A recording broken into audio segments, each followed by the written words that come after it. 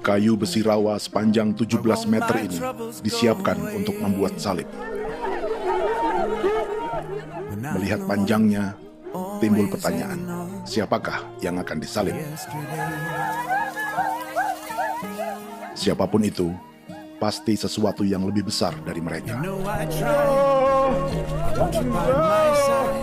Tapi Frankie Woro, Casimilus Awe, dan warga suku Auyu di Papua Selatan ini tak akan melukai siapapun.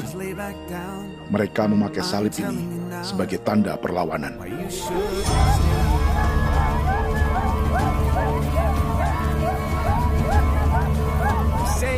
Yang mereka lawan memang lebih besar, yaitu pemerintah Republik Indonesia. Pemerintah sedang mengincar 2,5 juta hektar hutan orang Papua untuk proyek tanaman industri pangan dan energi.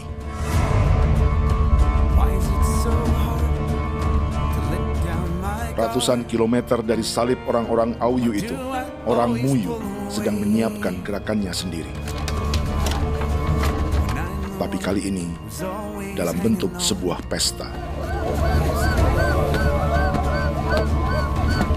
Pesta yang disiapkan oleh marga Kimco Jinipju selama 10 tahun.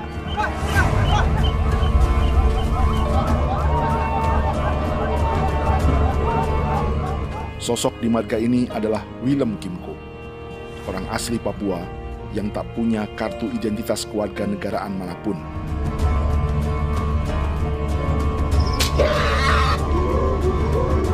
Pesta adat ini sudah cukup langka, tak hanya di Papua, bahkan di kawasan Pasifik dan peradaban Melanesia. Awalnya bayarnya kalau bukan. Itu nih aja kok jadi lebih muka, kok jadi lebih muka. Dan kita ya kati kok beri barang dipo. Kok memang ambilnya kok kuning. Ada gagasan dan gerakan sosial di balik pesta orang-orang Muyu ini, sama dengan gerakan salib merah yang dimulai orang-orang Auyu. Salib ini akan menjadi yang terbesar dari 1.800 salib merah yang telah ditancapkan berbagai suku di Papua Selatan dalam 10 tahun terakhir. Ribuan salib merah yang dipadukan dengan palang adat adalah tanda larangan yang menyatukan unsur-unsur adat dan agama. Ya, kami percaya bahwa kalau memang kami sudah tidak mampu untuk menyelesaikan persoalan ini, dalam hal ini perusahaan tidak bisa masuk, berarti kami minta bantuan kepada nenek moyang dan Tuhan. Atribut perang orang Auyu ini diukir atau dilukis, digambar di batang salib ini dengan tujuan bahwa kami larang dengan sangat keras. Jadi apabila siapapun, baik dari antara kita sendiri yang melanggar batas ataupun pihak lain yang mau mengganggu keselamatan hak tanah adat kami, maka kami siap untuk melakukan zaman perang. Salib-salib ini tidak ditancapkan di halaman-halaman gereja, melainkan di tanah dan hutan adat, di dusun-dusun sagu, dan di tempat-tempat yang disakralkan. Sebab 1.800 palang adat dan salib ini memang bukan semata tentang agama, tapi untuk mencegah negara dan perusahaan memasuki tanah dan hutan adat mereka. Papua, bukan!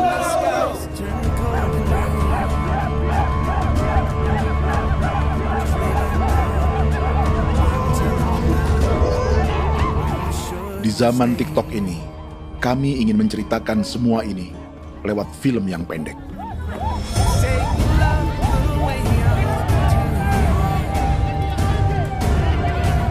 Tapi kami jelas gagal.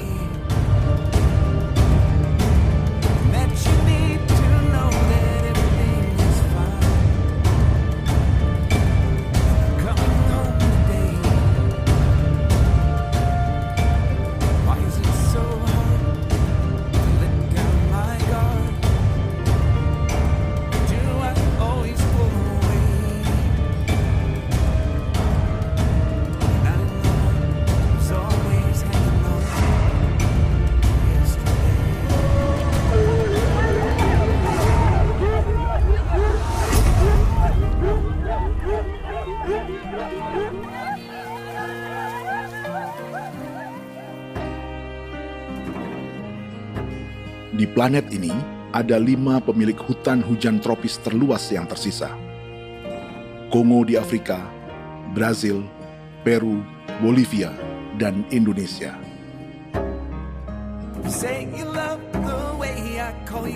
Di Indonesia, satu-satunya pulau yang hutannya masih terjaga adalah Papua, pulau terbesar kedua di dunia setelah Greenland.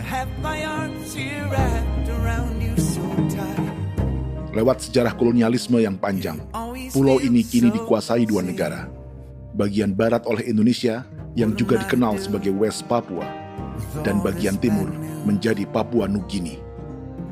Dan tepat di perbatasan ini, di bagian Indonesia, sedang terjadi proyek pemusnahan hutan terbesar di dunia.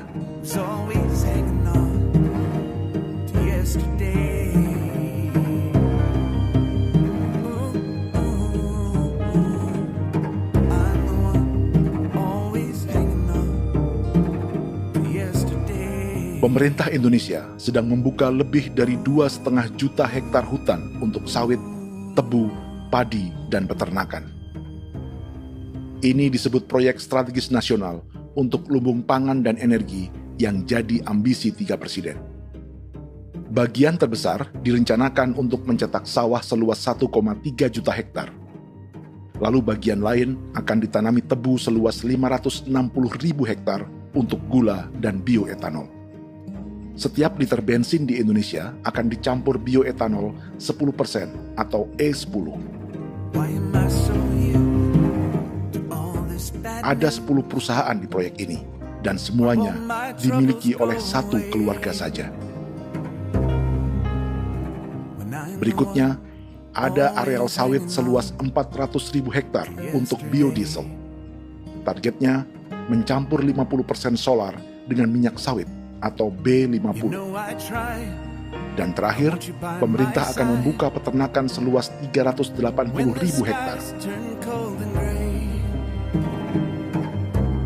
Jadi, apa yang salah dengan proyek pangan dan energi ini?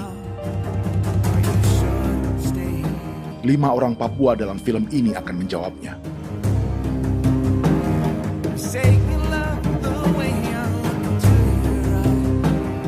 Yang pertama adalah Jacinta Moire dari suku Marin.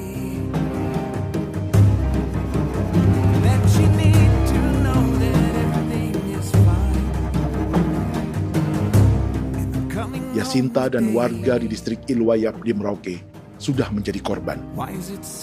Hutan dan rawa sebagai sumber pangan dan ekonominya telah dihancurkan. Jalan sepanjang 135 km sedang dibuat, dan di kiri kanannya akan dicetak 1 juta hektar sawah. Mereka sulit menolak atau melawan. Salib sudah digeser, masih datang lagi dengan senjata mereka. Karena proyek ini juga dijaga tentara.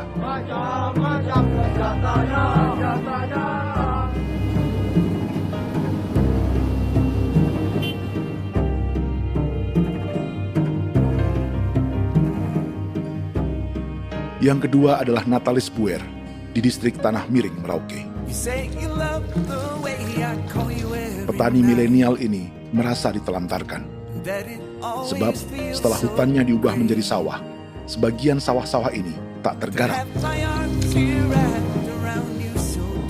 Orang asli Papua seperti Natalis tak punya modal untuk benih, pupuk, perawatan, hingga ongkos panen.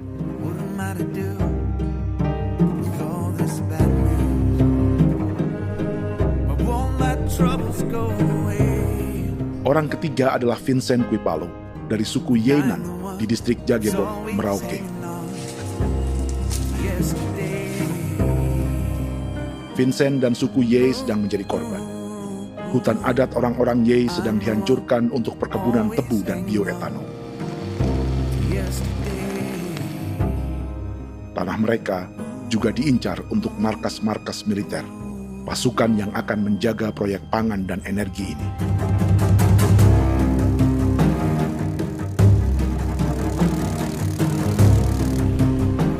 Yang keempat adalah Frankie Woro dari suku Auyu di distrik Fofi, Kabupaten Bovendigul. Hutan dan tanah mereka terancam perluasan perkebunan sawit untuk campuran biodiesel atau B50. Orang-orang dari suku Auyu ini adalah calon korban. Merekalah salah satu pelopor gerakan Palang Adat dan Salib Merah. Meski kadang berseberangan dengan gereja yang mereka anggap lebih mendukung pemerintah dan perusahaan. Mereka bahkan sedang merencanakan gerakan yang lebih besar, dengan salib yang lebih besar. Tanah milik Somi Sobisiba itu bahwa tanah ini diciptakan oleh Tuhan dan memberikan warisan kepada kami. Kami ini hanya hak jaga.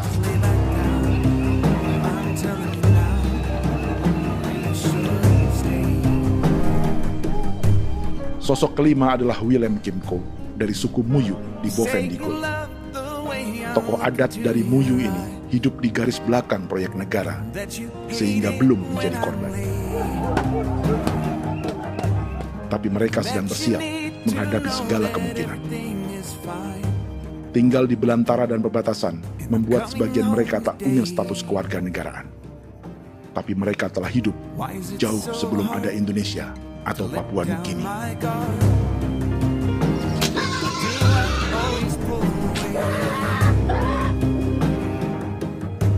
Kelimanya mewakili jutaan orang asli Papua yang sedang terancam eksistensinya. Jika kita merasa kepunahan peradaban Neanderthal di Eropa, Aztec dan Inca di Amerika, atau aborigin di Australia adalah sejarah masa lalu, film ini menceritakan bagaimana pemusnahan sebuah bangsa dan kepunahan sebuah peradaban sedang terjadi di masa hidup kita. Kepunahan bukan karena kerusakan lingkungan dan ruang hidup semata, juga karena dihantam 60 tahun operasi militer.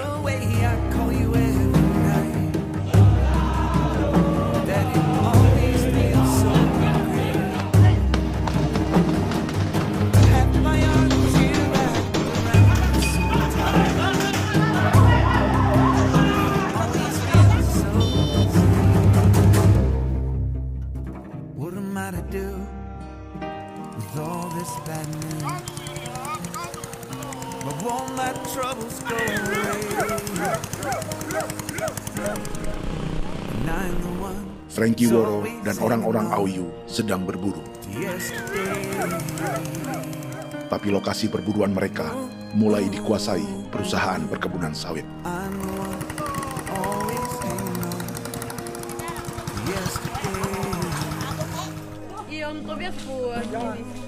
Kita akan menuju arah ke Inabusu. Di sana kami akan masuk di wilayah konsesi perusahaan PT Indo Asiana Lestari, dan di situ ya ada survei-survei mereka yang mereka pernah lakukan, tapi juga kami ada lakukan tanda-tanda saksi di sana.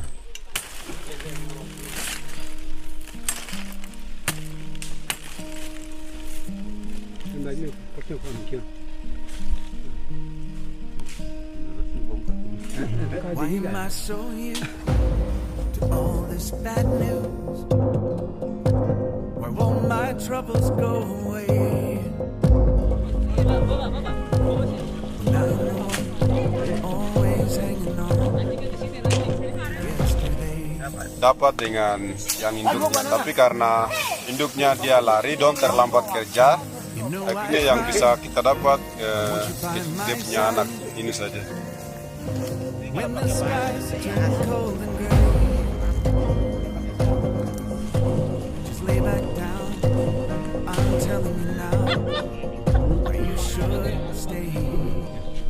Pohon ini pohon bitanggur, dia punya kayu ini kita biasa gunakan untuk kerja perahu, dan juga kulit depu getanya itu kita pakai untuk kerja ini, panah-panah ini lem, menjadikan lem ini panah-panah. Hutan ini adalah supermarket bagi suku Auyu. Juga lumbung pangan atau bank untuk menyimpan deposito kekayaan alam. Hutan juga tempat yang penuh dengan sejarah suku, situs budaya, dan tempat-tempat sakral. Inilah yang sedang mereka pertahankan dari incaran pemerintah dan perusahaan. Untuk semua alasan ini, mereka menancapkan ribuan salib merah.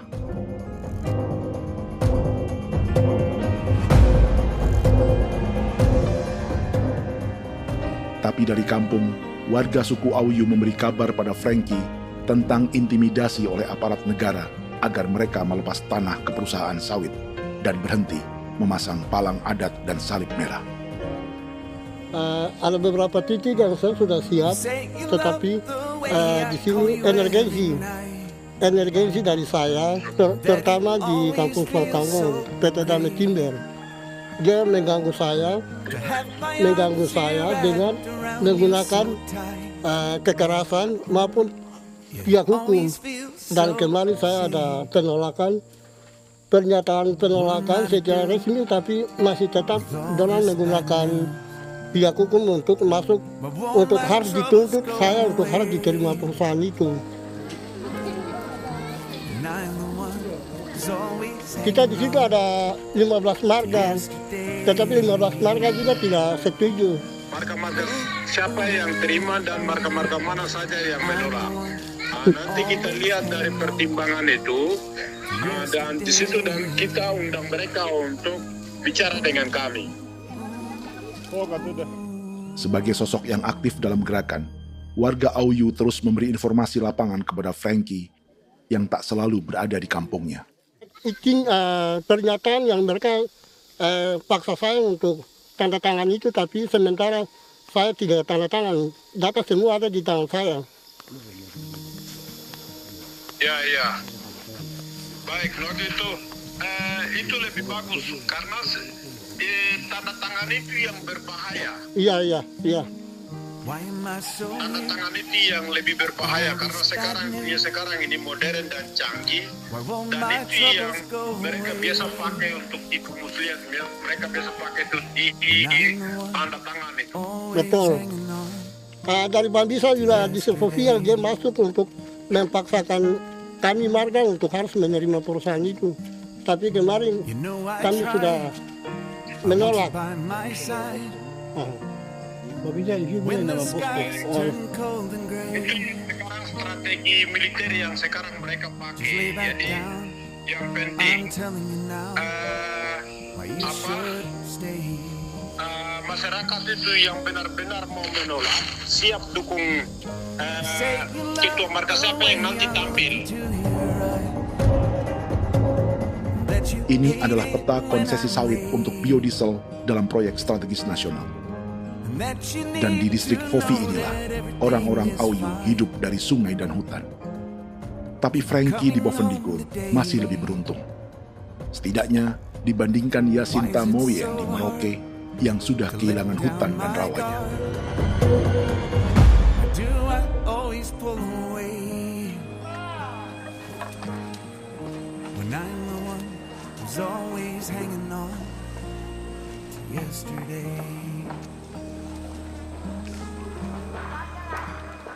Yasinta dari suku Marin adalah petani sayur di Kampung Wanam, distrik Ilwayap, Merauke. Memanfaatkan lahan yang ada, ia berkebun dan menjual hasilnya ke pasar kampung. Ini ekonomi warga di Wanam untuk menghasilkan uang, lalu memberi barang kebutuhan yang tak bisa mereka produksi sendiri. Tapi kehidupan sebenarnya ditopang oleh ekosistem hutan dan rawa.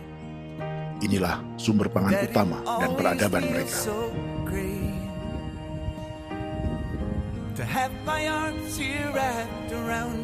Namun ketenangan ini diusik ketika tiba-tiba Juli 2024 di Pelabuhan Wanam datang ratusan alat berat untuk proyek pangan dan energi pemerintah.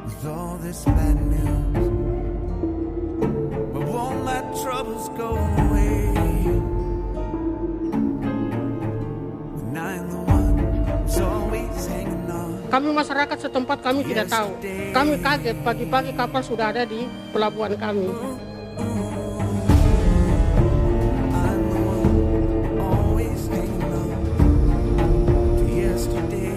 Yasinta Moiwen atau Enrika Gebze dan warga lainnya tak pernah diajak bicara atau dimintai pendapat. Seakan-akan Papua adalah tanah kosong.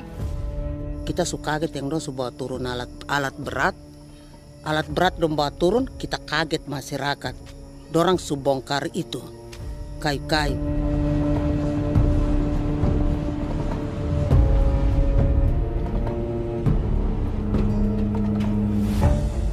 Bersamaan dengan alat-alat berat itu, juga berdatangan tentara Indonesia untuk mengawal proyek pembukaan hutan milik Jacinta.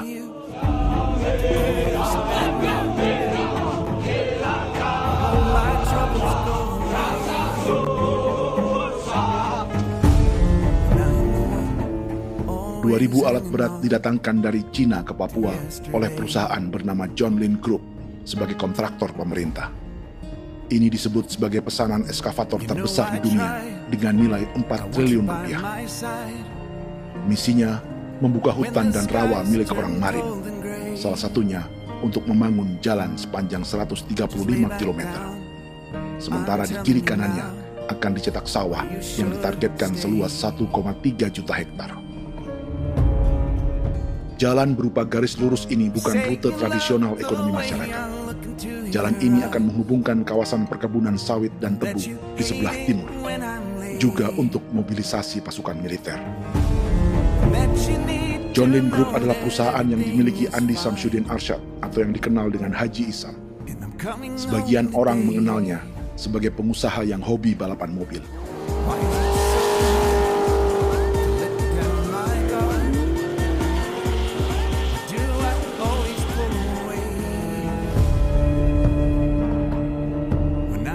Tapi di Kalimantan, ia berbisnis batu bara, perkebunan sawit, pengolahan karet, penerbangan, perkapalan, dan biodiesel. John Lin Group kini juga menjadi pemilik perkebunan tebu dan pabrik gula terbesar di Indonesia. Sayapnya melebar dari Kalimantan hingga ke Bombana, Sulawesi Tenggara. Perkebunan tebu, pabrik gula, dan industri bioetanol inilah yang juga sedang dikembangkan di Papua. Foto ini adalah momen ketika Isam bersama kerabatnya, Menteri Pertanian Amran Sulaiman dan Menteri Pertahanan Syafri Samsudin meluncurkan program biodiesel atau B50 di Kalimantan Selatan. B50 artinya setiap 1 liter solar, 50%-nya akan dicampur minyak sawit. Perusahaannya, PT John Lin Agroraya, menjadi salah satu pemainnya.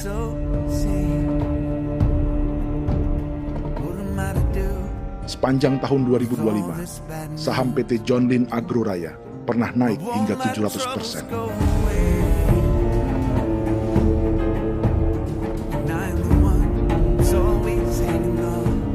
Perusahaan sawitnya yang lain, PT Pradiksi Gunatama, sahamnya bahkan pernah naik 4.000% hanya dalam 1 tahun. Dari harga saham ini saja, nilai kekayaan keluarga Isam diperkirakan mencapai 100 triliun rupiah lebih, menjadikannya salah satu keluarga terkaya di Indonesia dan salah satu pemain penting industri bioenergi. Dan di Papua Selatan inilah sebagian sawit-sawit untuk mendukung program B50 akan ditanam. Inilah tanah orang-orang Wambon, Muyu, Marin, Yei, atau Auyu seperti Frankie Ward.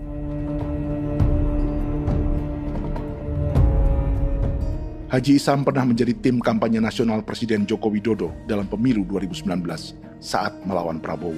Bintang Mahaputra Utama diberikan kepada Saudara Andi Syamsuddin Arsyad.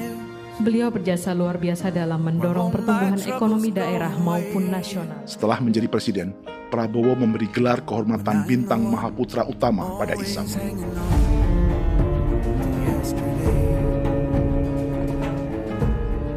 Sejumlah menteri Prabowo, juga kerabat dan orang-orang yang pernah bekerja di perusahaan Isam.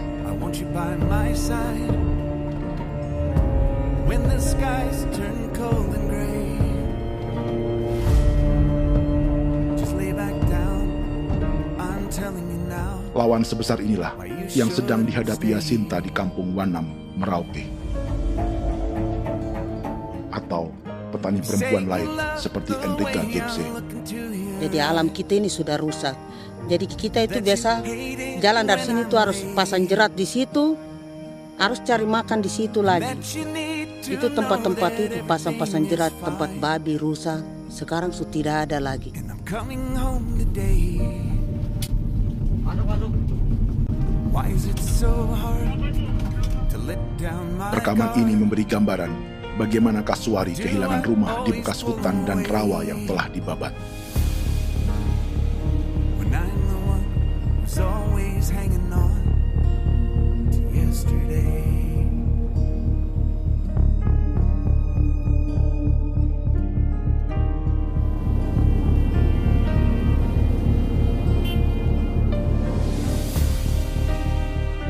Keterlibatan tentara dalam proyek pangan dan energi di Papua memakai dalih bahwa ancaman terhadap negara kini tak hanya perang secara militer, tapi juga melalui pangan dan energi.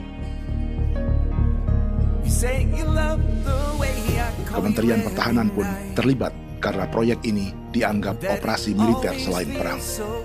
Jadi tugas kamu adalah menjaga sumber cadangan pangan nasional. Macam-macam senjatanya Proyek ini menambah panjang alasan mempertahankan kehadiran tentara di Papua dalam 60 tahun terakhir.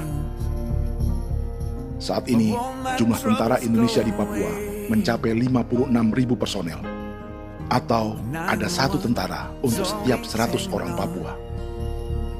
Bandingkan dengan rata-rata nasional, di mana hanya ada 1 tentara untuk 696 penduduk Indonesia. Itu belum termasuk polisi. Artinya, 1 orang Papua dijaga lebih banyak senjata dari rata-rata penduduk Indonesia. tanah dan hutan diambil secara sepihak untuk kepentingan pembangunan batalion dan bandar antariksa. Ini bentuk perampasan masyarakat. Penolakan kehadiran markas-markas militer terjadi di sejumlah tempat di Papua. Tak hanya karena trauma dan ketakutan, juga karena mengambil tanah-tanah adat.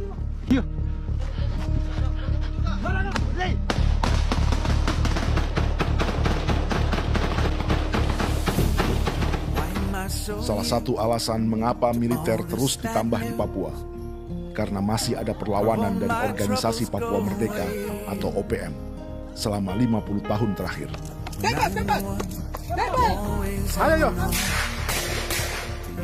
Tapi kekuatan militer OPM diperkirakan hanya 1.430 personel dan 360 pucuk senjata.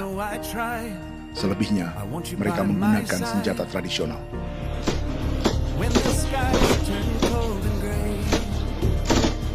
Dengan demikian, kekuatan tentara dan polisi di Papua 58 kali lebih besar dari gerilyawan Organisasi Papua Merdeka.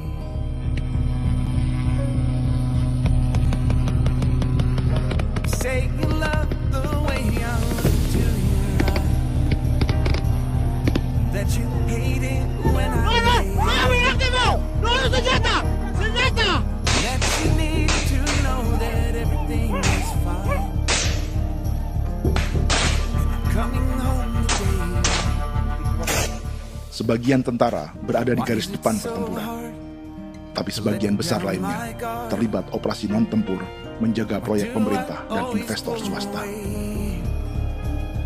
Seperti Batalion Infanteri Teritorial Pembangunan di distrik Jaggebog, Merauke ini.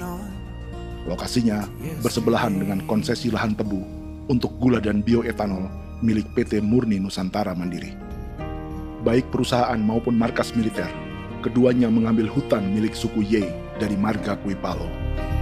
Tapi orang datang tanam ini saja di sini, tanam papan nama ini. Victor Kuipalo menunjukkan apa yang terjadi. Jadi kita juga kaget ini.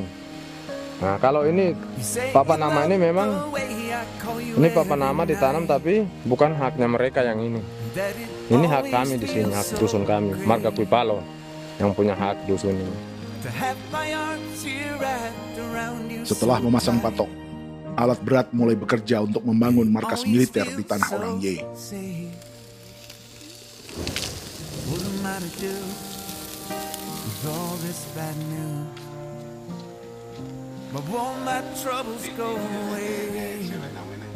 Kehadiran markas militer mengkhawatirkan warga yang pernah mengalami trauma. Takut kenapa? Kalau macam yang awal macam sekarang Bu Kampung hidup ini kan aman.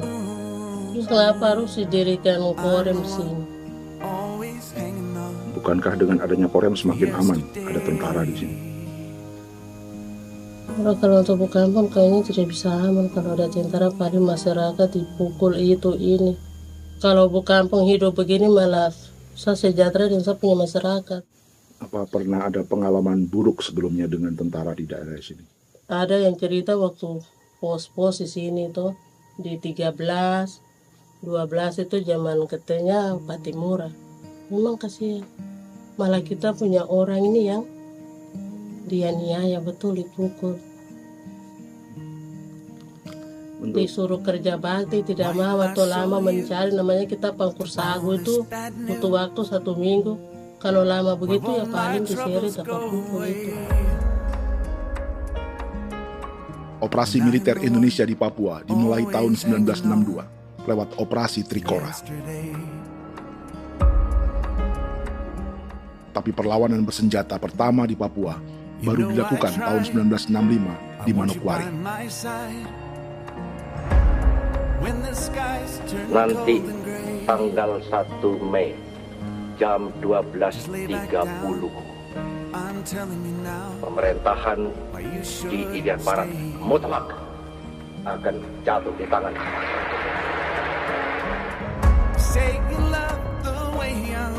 Sejak itu, selama 60 tahun, operasi militer untuk menaklukkan Papua terus dilakukan.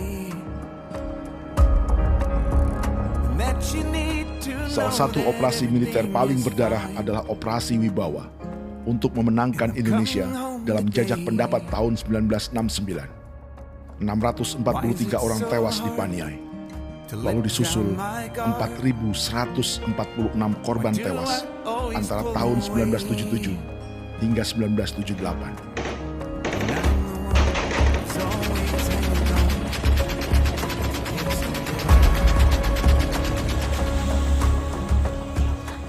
Operasi militer ini menimbulkan gelombang pengungsian hingga kini. Dewan Gereja Papua mencatat 103.000 orang menjadi pengungsi pada tahun 2025 dan nyaris tak diberitakan media-media Jakarta.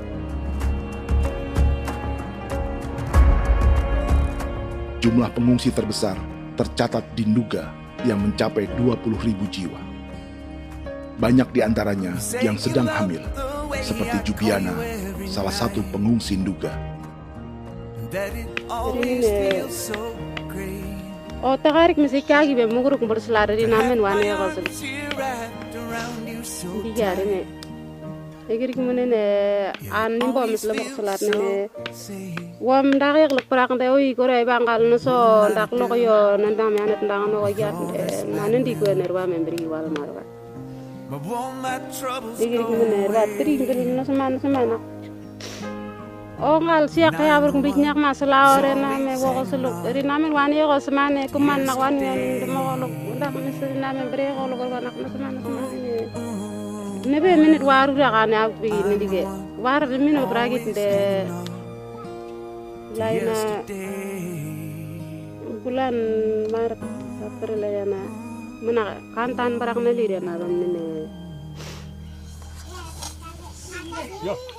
Jubiana lalu menamai anaknya pengungsi Kogoya. Selain Jubiana, juga ada Emma dari Maibrat yang melahirkan di hutan. Sampai di kampung gini, katanya bilang ada tentara yang bangun jembatan. Saya capek itu juga pun masih tahan. Kembali lagi ke hutan lagi. Seperti itu sampai saya jatuh di tengah jalan. Orang sampai terbanting di kayu semuanya. Itu berasa sakit gitu. Melengkapnya tuh Domika Serli, pengungsi wakaf. Masyarakat sipil dari kampung Aitrem sementara mengungsi karena kampungnya sementara dikuasai oleh TNI Polri. Seratusan ribu pengungsi di Papua saat ini jauh melampaui jumlah yang mengungsi ke Papua Nugini tahun 1984, yaitu 10.000 orang karena menghindari operasi militer.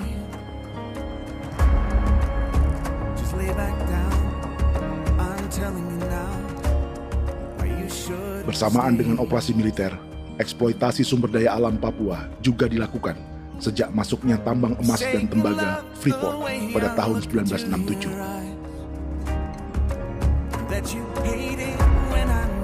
Disusul perkebunan sawit awal tahun 1980-an. Lalu ada perburuan buaya untuk diambil kulitnya. Sebelumnya, ada eksploitasi gas alam di Teluk Bintuni, pencarian besar-besaran kayu gaharu, atau pembukaan hutan tanaman industri. Ini belum termasuk perburuan dan perdagangan ikan arwana di selatan Papua, penebangan kayu merbau dari hutan-hutan Jayapura, emas di Blok Wabu Intan Jaya, bahkan nikel di pulau-pulau kecil Raja Ampat. Dan kini, dalam skala yang belum pernah terjadi dalam sejarah, Papua dipaksa mencetak sawah, tebu untuk bioetanol, dan sawit untuk biodiesel.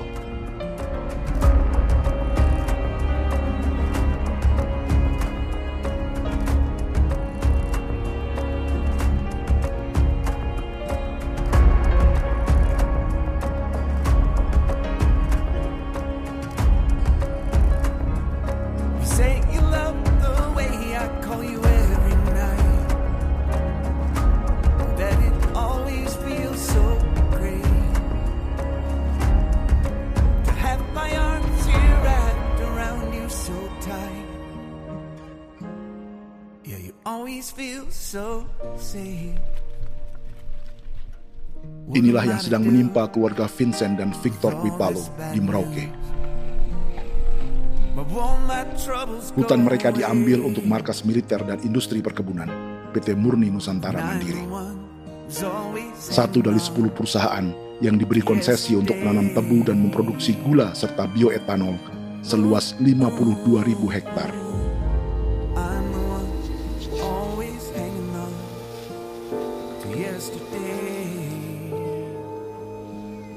Perusahaan ini dianggap mengambil hutan dan tanah orang-orang Ye, terutama marga Kuipalo, yang memiliki hak adat terhadap 2.300 hektar hutan.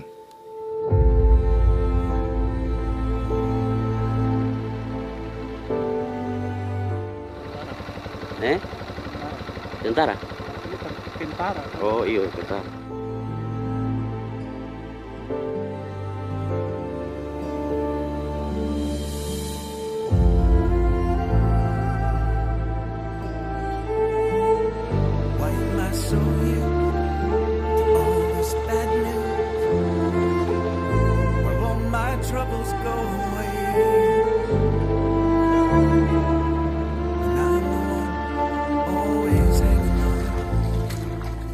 Keluarga Kuipalo sedang melihat apakah perusahaan semakin mengancam tanah mereka.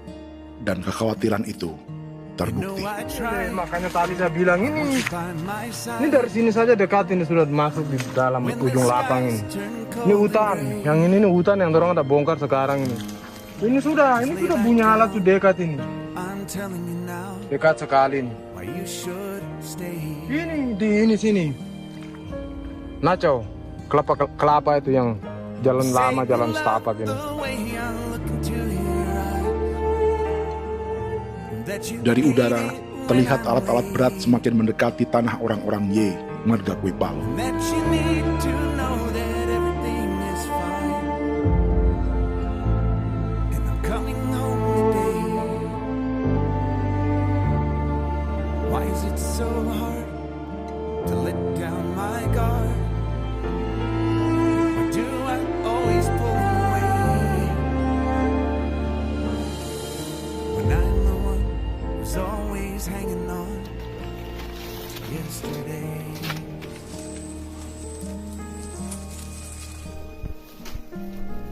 Keesokan harinya, Victor dan kerabatnya memberi tanda cat merah di pohon-pohon yang berada di batas tanah mereka.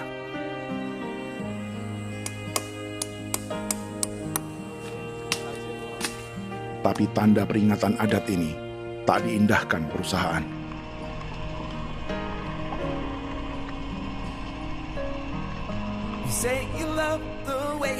2 bulan kemudian, perusahaan tetap memasuki tanah marga Kuipalo.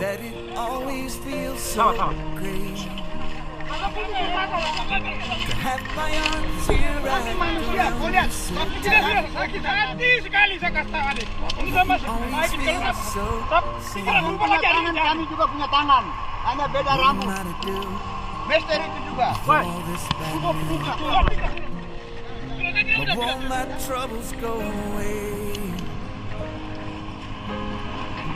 And I'm the one who's always hanging on to yesterday.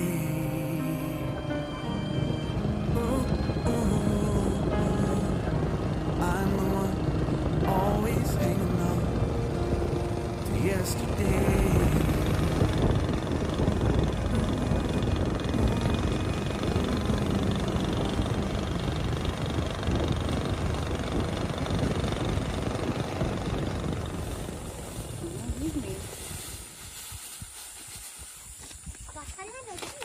Kita masuk sini.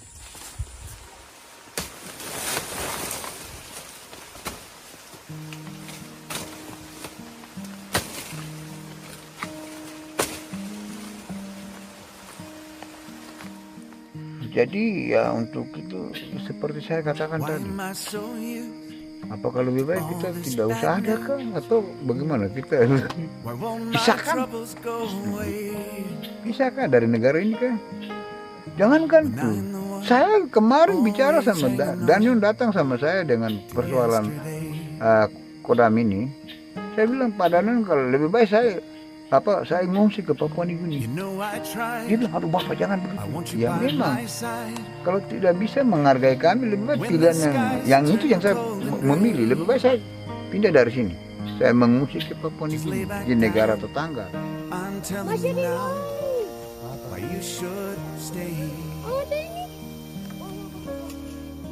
Saya bilang sama Kapolsek, Pak, Agustus 17 saya tidak kasih naik bendera merah putih. Saya bendera ada, nanti saya taruh di meja bendera saya. Karena saya punya pikiran percuma kita ini merasa bahwa kita hidup di bawah naungan merah putih. Ternyata merah putih tidak lebihkan. Dianggap kami sebagai kami rakyatnya. Dia lambang negara. Dan kami menghargai lambang negara itu. Ternyata lambang negara ini, kita bernaung di bawah lambang negara ini, kita tidak dilindungi, hak kita tidak dihargai.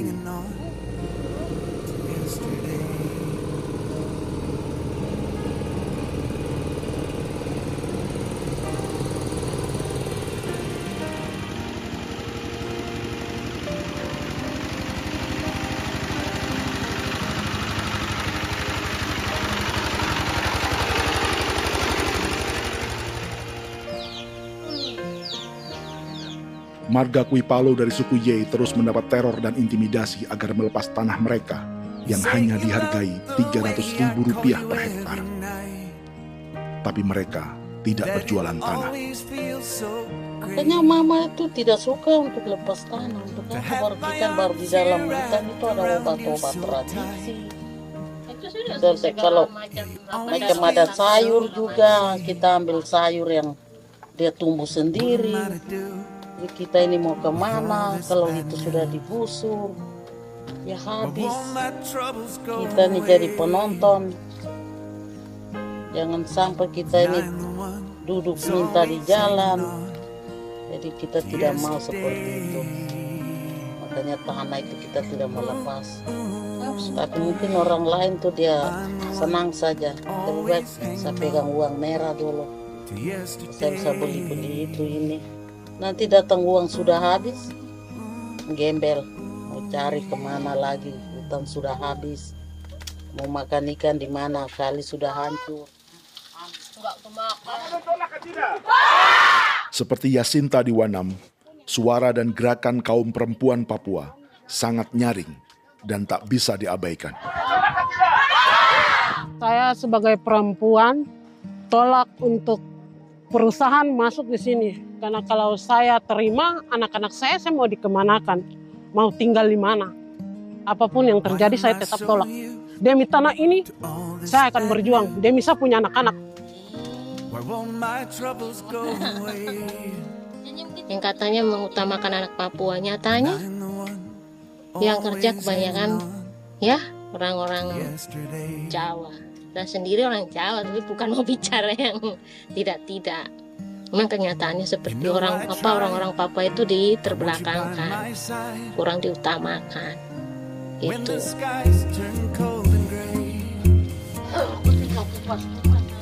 Proyek food estate seperti mencetak sawah, bukannya tak diikuti warga Papua.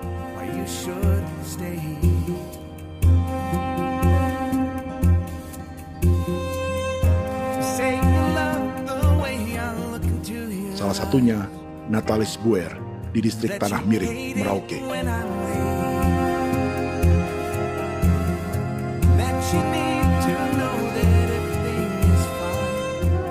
Setelah menghabisi hutan, pemerintah Indonesia mencetak sawah untuk tanaman padi karena beras mulai menjadi makanan pokok menggantikan sagu.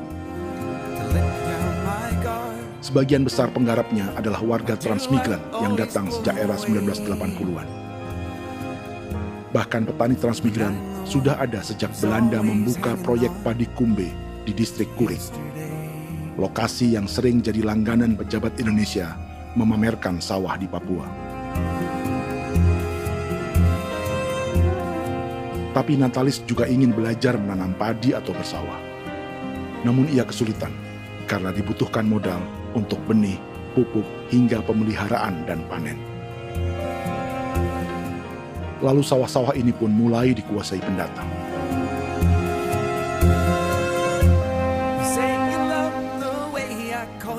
Tapi sejauh ini di kampung kami ini yang saya lihat memang ada kelompok kami punya di sini yang sudah tergabung dalam Gapoktan, kemudian masuk dalam optimalisasi lahan. Tapi menurut saya anak asli yang punya lahan di sini, mereka tidak punya. Pemerintah dalam hal ini adalah Kementerian Pertanian bersama-sama Kementerian Pertahanan yang dalam hal ini pada garis bawahnya adalah TNI Angkatan Darat memberikan support yang maksimal kepada masyarakat khususnya di Merauke dalam rangka. Saya kemarin habis 9 juta. 9 juta ya? 9 juta karena dia sudah tidak dipakai toh. Perempuan Papua seperti Filomina juga mau bertani. Pemerintah memberi bantuan Rp900.000 per hektar lewat program optimalisasi lahan atau OPLAH. Tapi dibanding biaya produksi dan harga jual gabah, Filomina mengaku berkali-kali rugi dan kini memutuskan tak lagi menggarap sawahnya. Terus kita harus cari uang untuk kondek. Betul. Karung kita beli. Karung beri sendiri lagi. Tenda kita beli. Ini dari yang offline ini don tidak siapkan. Tidak ada. Tidak ada ya, jadi mama don sendiri. Itu yang saya udah bilang, 900.000. Itu modal untuk kerja sawah ini. Mulai dari kerja sampai nanti panen. Panen. Wih, ngeri sekali. Iya, lucu toh, tidak dapat itu. Betul, Mam. Kalau disuruh tanam ubi berhektar-hektar, mari datang. Kita tahu cara rawatnya bagaimana, tanamnya bagaimana, tanam model bagaimana, hasilnya model begitu. Kita tahu. Kalau yang ini kan kita baru belajar. Sebagian hutan milik warga Senayu di Merauke sudah dibuka untuk sawah dan kebun tebu oleh PT Global Papua Abadi. Proyek pertanian ini dikerjakan oleh Kodim Merauke. Mereka melepas sebagian tanah karena ingin belajar bertani. Aku dari nenek moyang tidak ajar saya tanam padi. Tapi saya mau berubah. Generasi saya yang berikut ini besok tidak bisa makan pisang sagu. Namun program optimalisasi lahan yang dijanjikan dengan berbagai bantuan tak dirasakan Filomina. Obat rumput beli, obat padi beli, yonder kita bayar. Bahkan bibit masih kurang, dari bibit tadi beli. Jadi saya memang kalau program pemerintah saya sama sekali saya tidak suka. Baku tipu saya.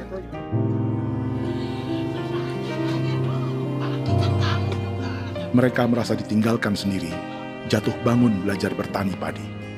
Sementara sumber pangan dan air yang semula mudah didapat, kini telah berganti sawah dan kebun tebu.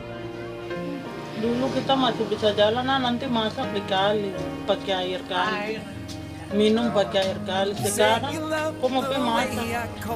Tidak ada air, Air tabur. sudah susuk, mau minum tidak bisa. Sudah dengan obat. Don semprot itu saja drone. Drone yang semprot. Saya lihat di itu. Jadi kita bukan drone yang terbang di atas untuk disemprot. Dong lempar pupuk di bawah ya dia mengalir ke kali. Mengalir ke kali sekarang.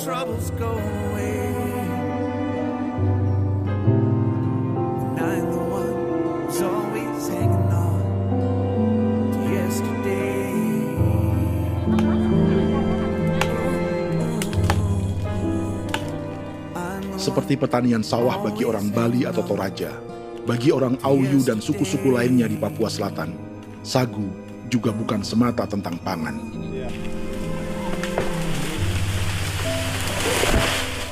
Bagi orang Auyu dan Marin, sagu adalah kerabat, sosok orang tua, sosok nenek moyang yang harus dijaga dan dilindungi.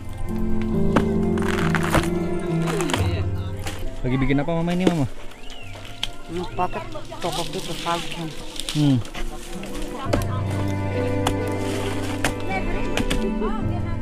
Itu orang tua kami, orang tua nenek moyang kami yang korban dirinya kemudian menjadi pohon sagu untuk kebutuhan hidup kami.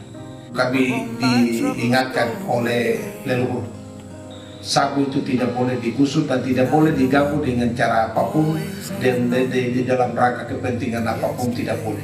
Kamu harus bela, bahkan sampai nyawa pun harus menjadi taruhan demi membela keselamatan keberadaan sagu di atas tanah. I want you by my side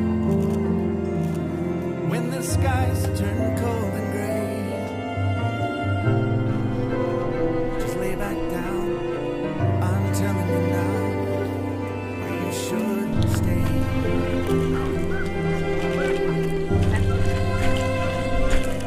You say you love the way I look into your eyes, and that you hate it when I'm late.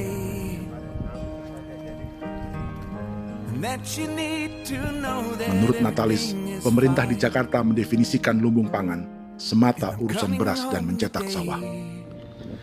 Sebenarnya orang Papua itu bukan tidak bisa bertani. Kami tanam ubi itu bagian dari pertanian.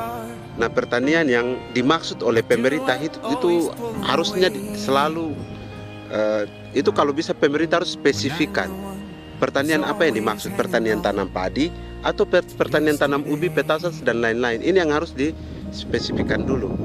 Begitu, sehingga tidak menjustifikasi kami orang asli Marin bahwa kami tidak bisa bertani. Bukan, kami buka kebun besar-besar di sana, bahkan bermeter-meter, ratus-ratus meter pakai sekop, bukan pakai ekskavator, tapi ini pakai skop. Itu pertanian, begitu.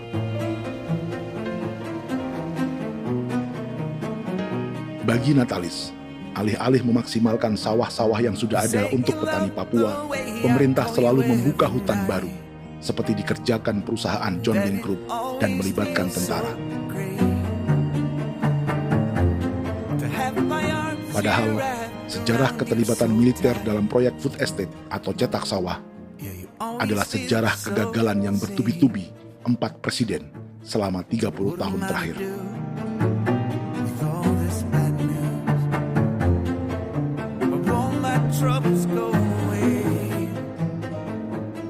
Papua bukan yang pertama menjadi proyek lumbung pangan yang melibatkan tentara. Kalimantan telah menjadi korban 30 tahun sebelumnya.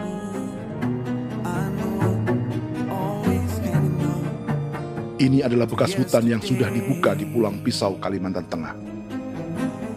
Tahun 1996, di era Presiden Jenderal Soeharto, ia menghabisi 1 juta hutan di lahan gambut untuk mencetak sawah demi memenuhi ambisi swasembada beras, bukan swasembada pangan.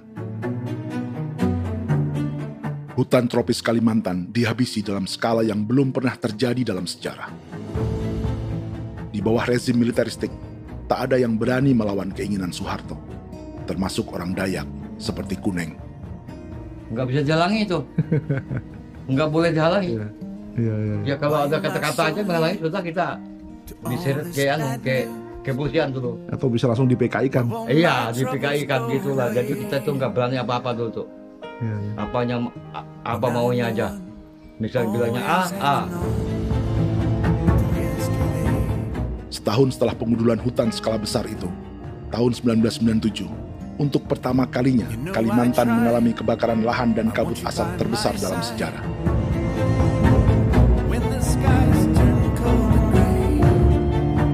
Sebagai ilustrasi, ini kondisi kabut asap tahun 2015.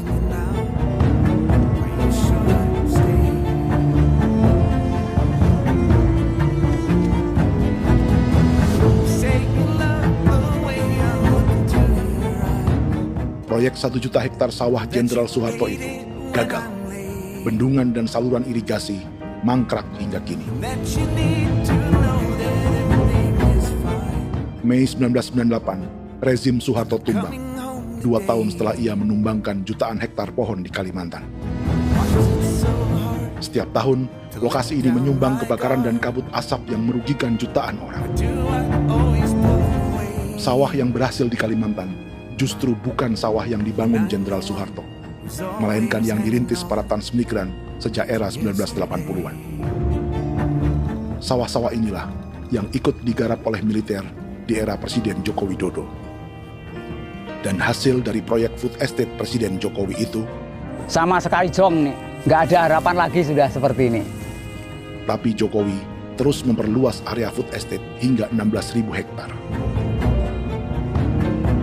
Presiden Jokowi juga menyerahkan urusan lumbung pangan ini kepada Prabowo yang saat itu menjadi Menteri Pertahanan. Salah satunya di Kabupaten Gunung Mas, Kalimantan Tengah, untuk membuka perkebunan singkong seluas 31.000 hektar. Food Estate Singkong Jenderal Prabowo ini dimulai dengan membuka 600 hektar hutan di Tawai Baru. Proyek singkong untuk bioetanol ini pun dijaga tentara. Dan seperti Jenderal Soeharto, proyek Jenderal Prabowo ini pun gagal.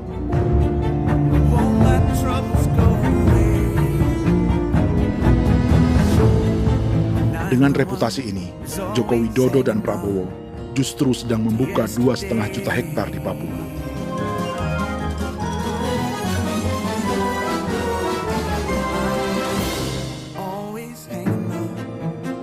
Setelah Jenderal Soeharto, Presiden Jenderal Susilo Bambang Yudhoyono juga mencoba membuka food estate di Papua sejak tahun 2010.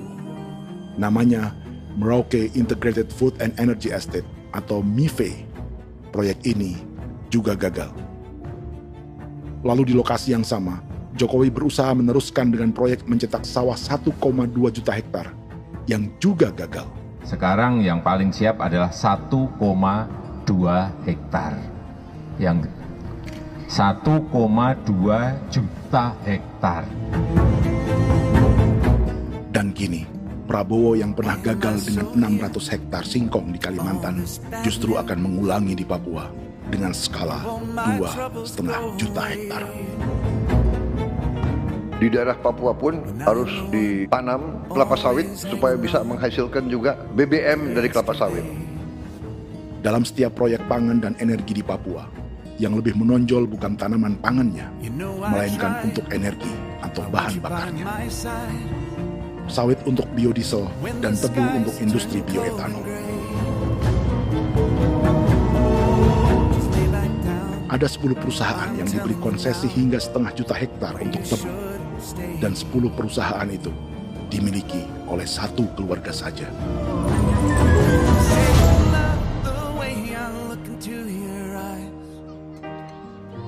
That you hate it when I'm late,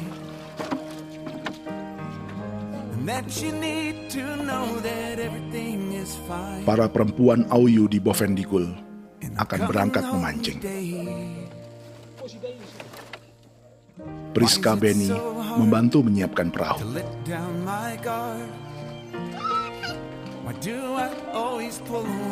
Mereka akan mengumpulkan bahan pangan di hutan untuk persiapan acara penancapan salib merah berikutnya.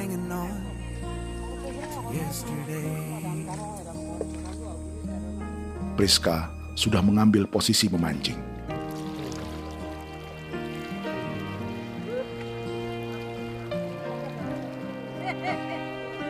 ...1.800 salib merah telah dipasang di wilayah adat berbagai suku di Papua Selatan untuk menghalau perusahaan sawit dan tebu.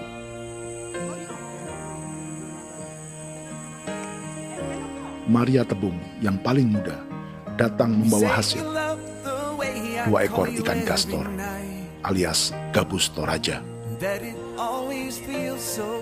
Sebagai generasi Z, pendidikannya sampai sekolah dasar. Di perusahaan perkebunan seperti sawit atau tebu, ijazah SD hanya bisa menjadi buruh kasar. Tapi ia tak tertarik. Karena kita hidup itu dari alam, kita pancing, juga di darat, bawa anjing, terus bikin pagar sagu, dapat babi, bawa baru kita makan. Jadi kita tidak mau perusahaan masuk. Sementara Priska Beni masih mencari keuntungan. Tapi baginya, menjadi nelayan di Sungai Fofi masih lebih baik daripada bekerja 9 tahun di perkebunan sawit.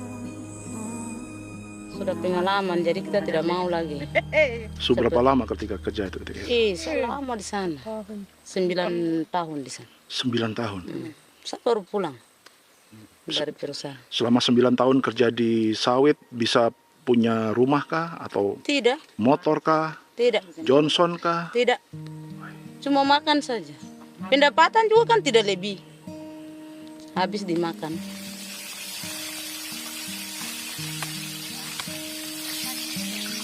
Satu minggu libur berapa hari?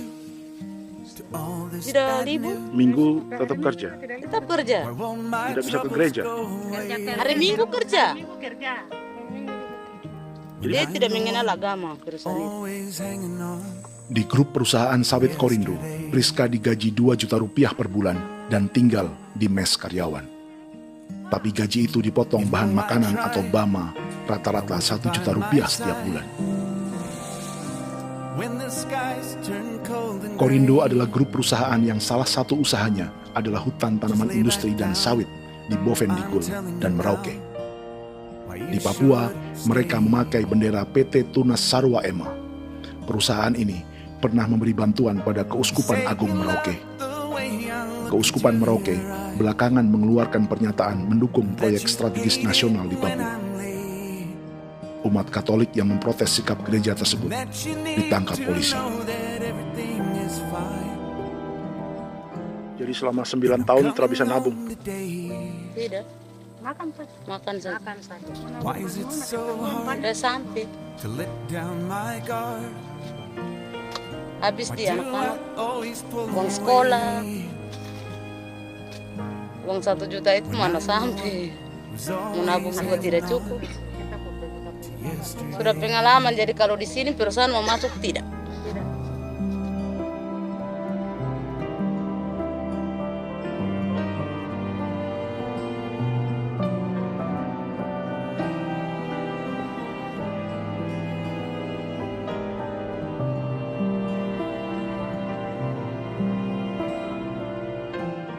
Dan menu makan siang seperti ini agaknya sulit bagi buruh sawit atau tebu yang digaji 2 juta rupiah per bulan.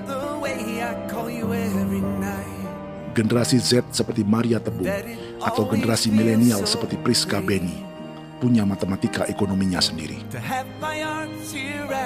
Sawit untuk biodiesel atau tebu untuk bioetanol tak akan ada bedanya bagi mereka.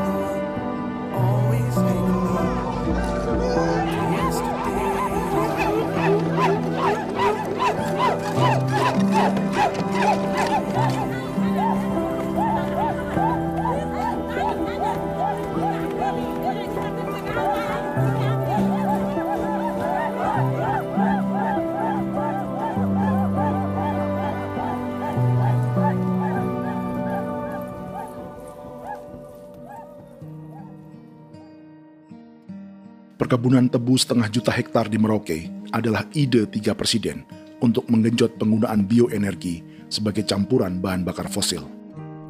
Selain swasembada pangan, swasembada energi di daerah Papua pun harus ditanam kelapa sawit supaya bisa menghasilkan juga BBM dari kelapa sawit. Juga tebu menghasilkan etanol. Singkong, kasava juga untuk menghasilkan etanol. Bioetanol adalah bahan bakar nabati atau tumbuhan yang dapat dicampur dengan bensin. Sama dengan program biodiesel yang mencampur solar dengan minyak sawit. Pertamina saat ini sudah menjual BBM bioetanol dengan campuran 5% yang dipasarkan dengan merek Pertamax Green 95. Tapi pemerintah ingin menaikkan kadarnya menjadi 10% atau E10. Maka ke depan kita akan mendorong untuk ada E10. Kemarin malam sudah kami rapat dengan Bapak Presiden. Bapak Presiden sudah menyetujui untuk direncanakan mandatori 10% etanol. Idenya untuk mengurangi ketergantungan pada bahan bakar fosil yang diimpor dan menimbulkan polusi.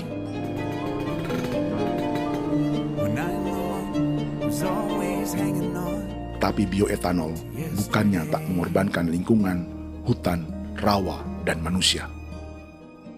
Karena program E10 membutuhkan 7,3 miliar liter bioetanol, maka lahan yang dibuka untuk menanam tebu bisa mencapai 1,3 juta hektar. Sementara saat ini, luas perkebunan tebu di Indonesia hanya 500 sampai 600 ribu hektar. Artinya, butuh lahan baru hingga 800 ribu hektar untuk menanam tebu. Dan 500 ribu hektar diantaranya sedang dibuka di Papua. Hutan yang tadinya untuk menumbuhkan pangan berubah jadi tanaman untuk bahan bakar di jalanan. Kecepatan pulihnya hutan beradu dengan jumlah dan kecepatan kendaraan di jalanan.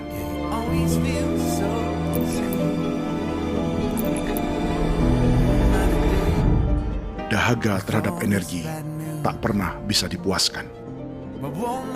Setelah minyak sawit untuk biodiesel, dunia kini merambah singkong, jagung, dan tebu untuk bioetanol. Benua Amerika, Eropa, sebagian Afrika, hingga separuh Asia kini mulai memakai bioetanol sebagai campuran bahan bakar.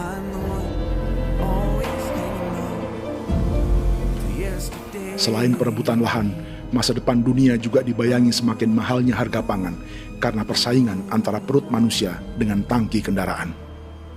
Ini adalah lokasi perkebunan tebu dan bioetanol PT Murni Nusantara Mandiri yang mengancam tanah Vincent Quipalo dan orang-orang Ye di Merauke. Beberapa kilometer di selatan adalah PT Global Papua Abadi yang mengancam tanah orang-orang Muyu dan Marin. Dua perusahaan ini adalah bagian dari 10 perusahaan yang mendapat konsesi lahan untuk tebu dan bioetanol di Merauke. Batas konsesi mereka bahkan sama dengan batas negara Indonesia dengan Papua Nugini.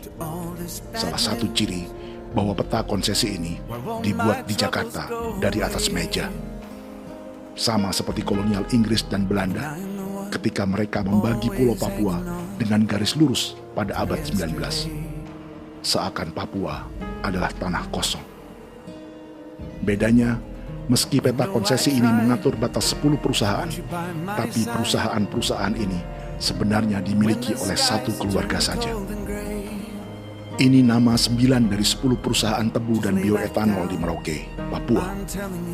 99% saham mereka dimiliki sebuah perusahaan bernama PT Merauke Nusantara Manis. Sementara 1% sisanya dimiliki PT Merauke Gula Mandiri.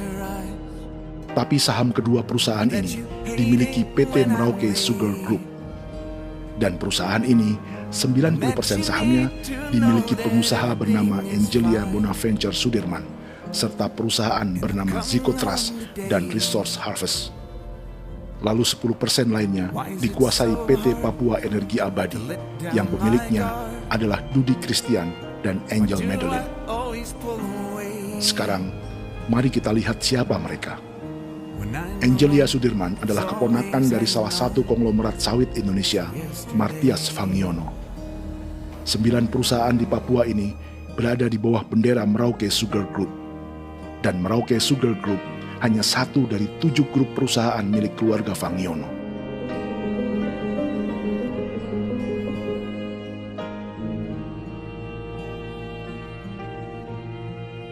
Ini Martias Fangiono. Seperti Haji Isam, Martias selama ini dikenal sebagai pengusaha sawit yang kini merambah bisnis tebu dan bioetanol. Ini momen saat penanaman perdana tebu di Merauke bersama Presiden Joko Widodo Juli 2024. Di sini juga ada anak Martias Fangiono, yaitu Wirastuti Fangiono. Wirastuti adalah salah satu yang menonjol dari keluarga Fangiono. Tahun 2025, Forbes mencatatnya sebagai konglomerat termuda dengan kekayaan 23 triliun rupiah yang mengendalikan 2 grup usaha, FAP Agri dan Surya Dumai Industri. Keduanya adalah perusahaan sawit dan biodiesel. Anak dan bapak ini adalah investor utama bagi Jokowi dan Prabowo untuk proyek tebu dan bioetanol di Papua. Sementara yang ini adalah mertua Sitorus, pemilik raksasa agribisnis dunia, Wilmar International, yang juga memegang konsesi sawit di Papua lewat berbagai perusahaan. Tapi mertua kini memakai bendera baru, yaitu KPN Corporation atau Karunia Prima Nastari.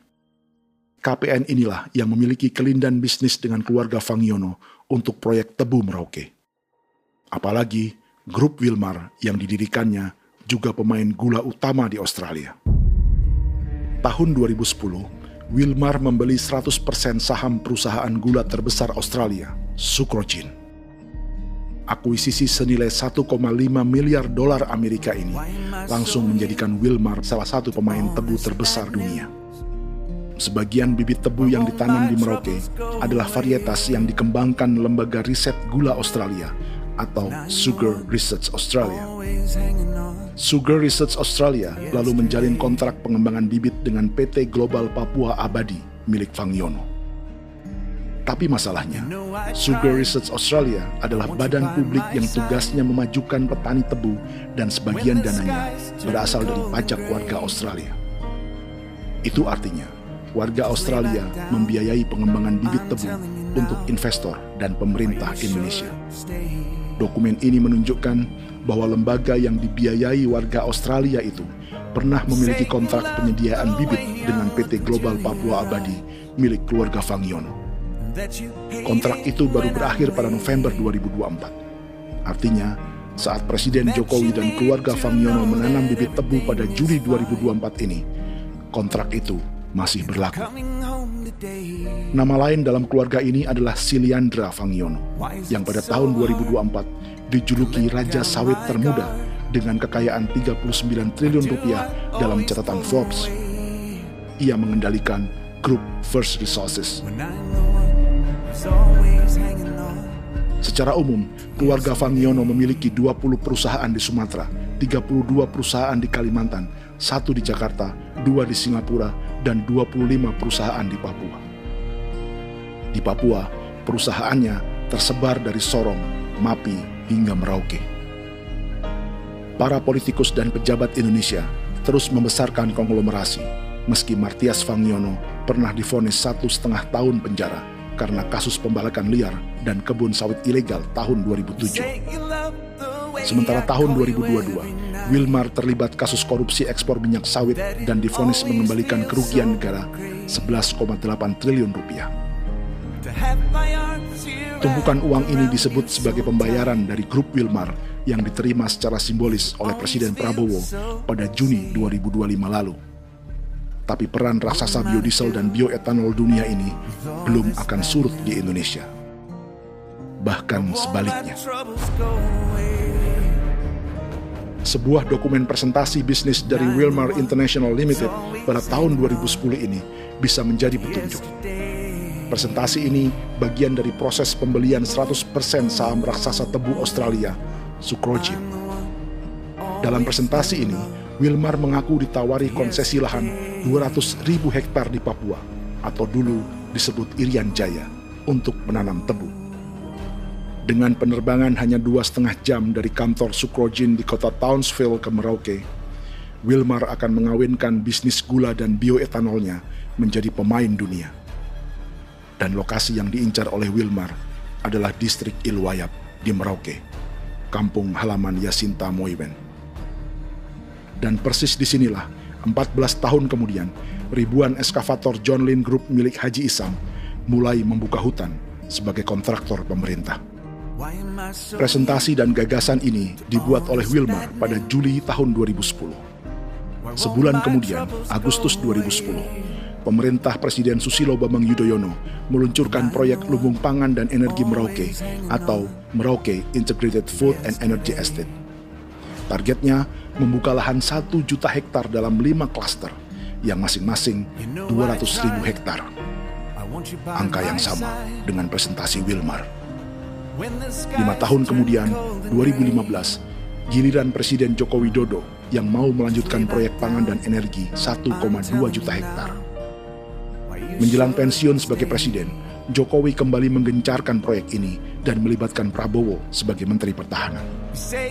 Jokowi lalu mendukung Prabowo sebagai presiden berpasangan dengan anaknya, Gibran Rakabuming Raka sebagai wakil presiden.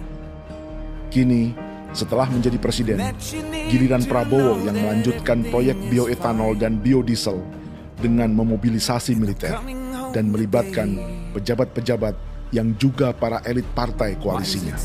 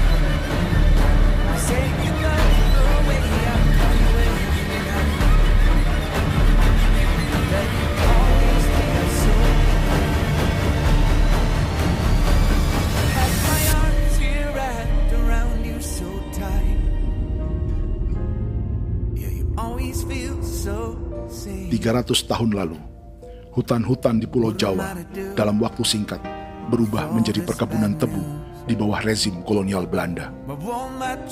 Orang Jawa menjadi buruh dan petaninya dipaksa menanam tebu. Dari kolonialisme dan politik tanam paksa itu, Belanda memperkaya negara dan para investornya. Tak puas membuka hutan untuk perkebunan di Jawa dan Sumatera, kolonial Belanda menanam tebu hingga di Suriname dan mengerahkan ribuan orang Jawa sebagai buruh pada tahun 1890. Inggris yang sudah menguasai negara seluas India dan Papua Nugini pun masih menanam tebu jauh di tengah Samudra Pasifik, di tanah orang-orang Fiji. Lalu memindahkan puluhan ribu orang India menjadi buruh di sana. 200 tahun sebelumnya, ratusan ribu orang Afrika bahkan diperbudak untuk bekerja di perkebunan-perkebunan tebu Spanyol dari selatan Eropa hingga Karibia, Kuba, atau Jamaika. Jika dulu tebu menjadi gula atau emas putih, kini cerita kolonialisme tebu berlanjut di Papua untuk bahan bakar nabati atau bioetanol. Dan seperti semua cerita tentang kolonialisme, akan ada yang berpesta dan ada yang membayar. Dalam setiap cerita pesta kolonialisme, baik di Jawa, Karibia, atau di Papua, selalu melibatkan para elit lokal, dari pejabat, perwira, hingga agamawan. Tapi dalam setiap kolonialisme, juga selalu ada cerita tentang mereka yang mempertahankan diri dan melawan. Just lay back down, I'm telling you now, where you should stay.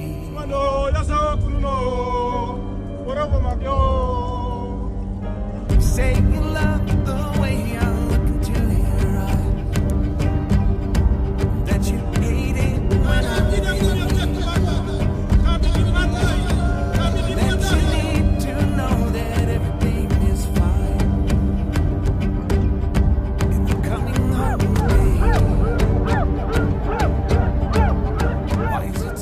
sejarah gereja Katolik banyak pemimpin-pemimpin yang adalah tanda petik itu adalah Judas juga. Jadi itu sudah pasti karena itu adalah manusia. Satu sisi sebagai manusia dalam perjalanan digoda, apalagi ada dalam posisi-posisi jabatan, ya mungkin banyak tawaran-tawaran lain, lalu disitulah terjadi pergeseran keberpihakannya kepada misi gereja tadi itu untuk umat, untuk mereka yang tertindas. Orang kirim ekskavator, orang kirim tentara, orang kirim polisi. Pukul kami bukan pencuri, kami tidak pernah mencuri orang Kupara. Kami tidak pernah menangis ke orang lain. Kami tidak pernah menangis ke kita Bapak Mama, kami menangis kepadamu. Tuhan kami lemah. Ibu tidak tahu. Dia dalam hijau orang lain datang ke bangsa kami, ke wilayah kami untuk kasih hati kami.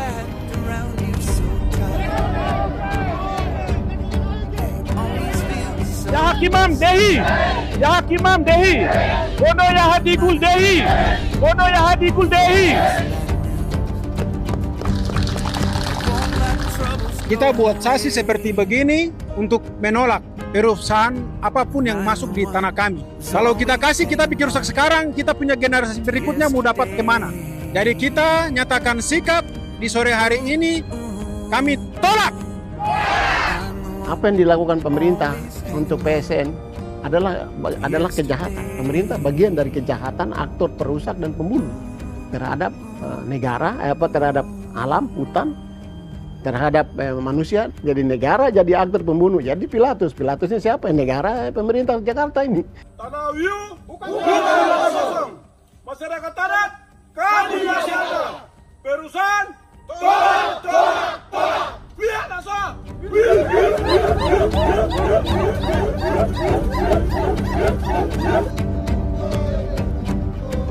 Jika tanah adat dan hutan adat hilang, kami mau hidup di mana? Maka di sini saya mau bilang, negara jangan tipu-tipu kami lagi.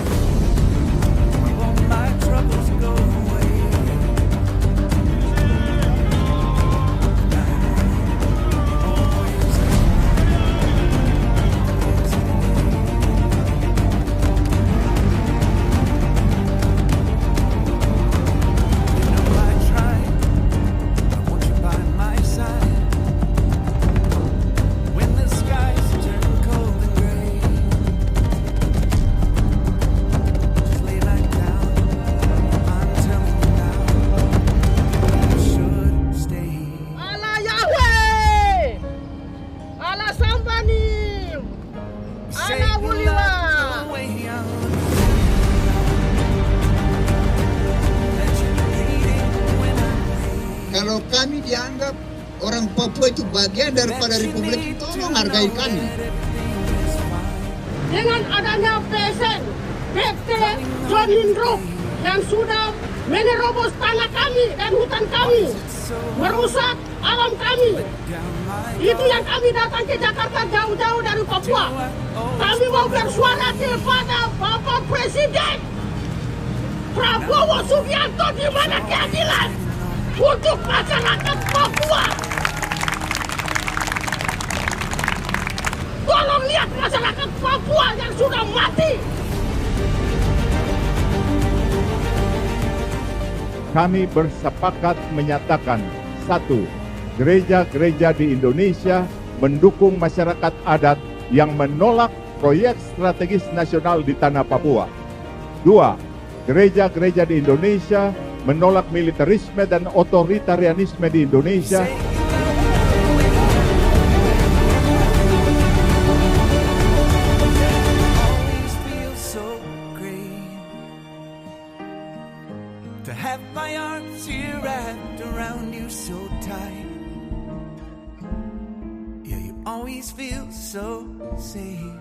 Kita sering merasa banyak hal buruk sudah jadi cerita sejarah.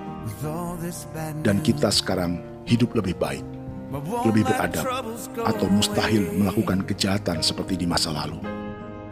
Kita tidak lagi menghukum mati orang dengan memenggal kepalanya. Kita menembaknya atau menyuntik racun agar tertidur dan mati. Tapi ada hal-hal yang tak berubah. Salah satu pembantaian yang kuat di ingatan kita adalah kejahatan Nazi atau genosida di Rwanda. Padahal pembantaian juga sedang terjadi di masa kita, seperti di Gaza, Palestina. Penghancuran sebuah peradaban seperti Indian di Amerika atau aborigin di Australia juga kita anggap masa lalu. Sekarang kita merasa lebih baik dan lebih toleran. Padahal proses penghancuran bahkan pemusnahan yang sama sedang terjadi terhadap bangsa Melanesia di Papua. Begitu juga dengan praktik kolonialisme. Kita merasa penjajahan seperti dilakukan Portugis, Inggris, atau Belanda sudah menjadi sejarah. Dan Indonesia tidak mungkin menjajah. Padahal itulah yang sedang terjadi dan dirasakan di Papua.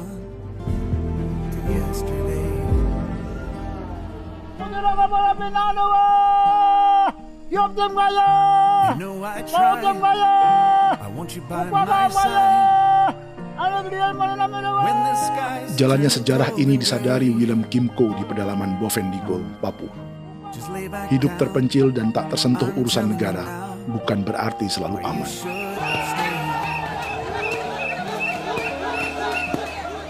Untuk sampai di tempat ini, orang-orang Muyu menempuh 2 hari berjalan kaki mengarungi hutan, lembah, dan sungai. Termasuk mereka yang datang dari perbatasan Papua Nugini. Mereka berkumpul untuk memenuhi undangan pesta adat yang disebut Awon Atat Bon atau Pesta Babi. Yang mengundang adalah marga Kimco Jinipjo. Yang dituakan di marga ini adalah Willem Kimco. Ia tak punya kartu tanda penduduk dan kewarganegaraan manapun, baik Indonesia atau Papua Nugini. Tahun 1984, 10.000 orang Papua, terutama suku Muyu, mengungsi ke Papua Nugini untuk menghindari operasi militer Indonesia, termasuk Willem Kimco.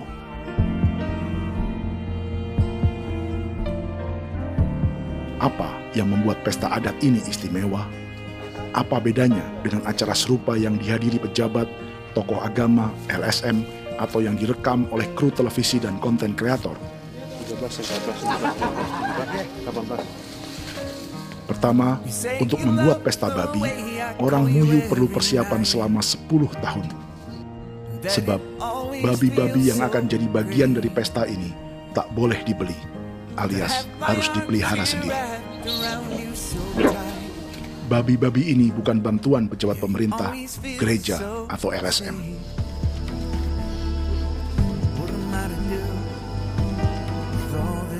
Yang kedua, babi-babi ini tidak dipelihara di kandang. Jadi punya nama babi ini kah? Harimau. Harimau? Harimau.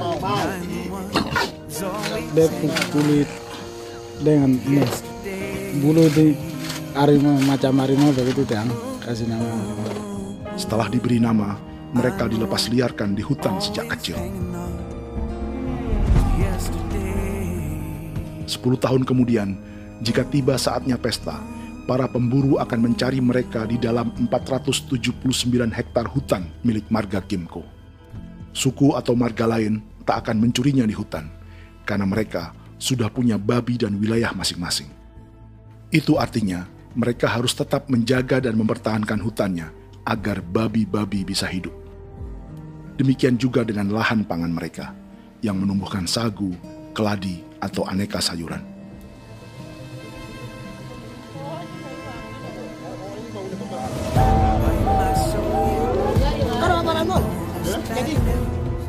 Yang ketiga, dalam Awon Atat Bon atau pesta babi, binatang ini tidak dimakan secara gratis. Setiap marga atau klan dalam suku Muyu akan membayar jerih payah tuan rumah menjaga hutan dan memelihara babi.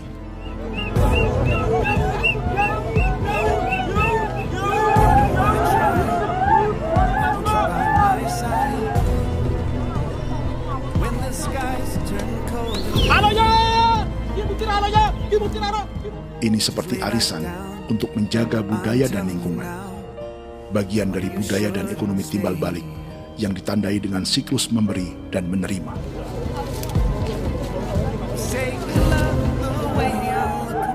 Ini juga cara orang Muyu membangun dan memperluas aliansi. Awon bet begul bet. Ulan yau kan bet. Azat bet anani, azat bet yang liga anani. Oh, ada amten anani.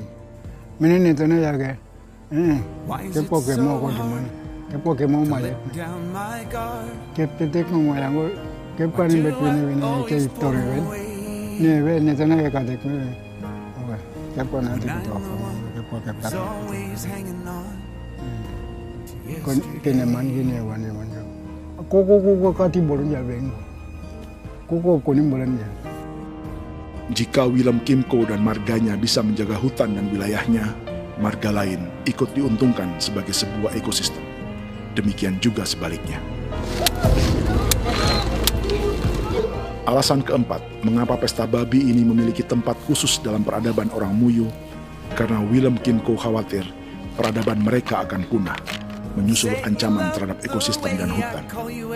Setiap marga atau klan harus mengkonsolidasi diri dan membangun aliansi.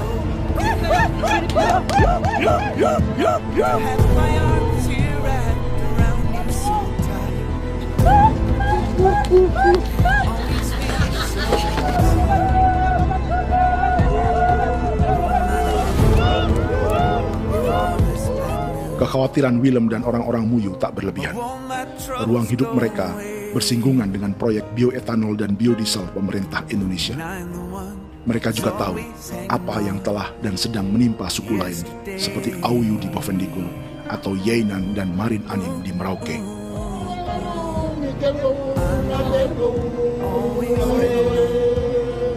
Jika suku-suku lain menggunakan palang adat dan salib merah sebagai gerakan perlawanan, orang-orang Muyu memakai pesta babi untuk mempersiapkan diri dan konsolidasi.